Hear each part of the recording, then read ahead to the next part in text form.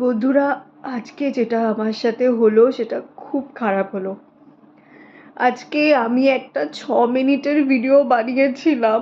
ভিডিওটা আমি 2 ঘন্টা বসে বানিয়েছিলাম। 6টা মিনিটের ভিডিও 2 ঘন্টা বসে আমি বানিয়েছিলাম গাইস।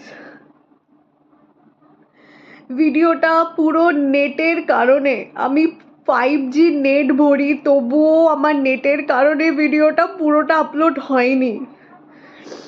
আর আমি সেভও করে রাখিনি, কারণ আমি ডাইরেক্ট ইউটিউবে ভিডিওটা করেছিলাম।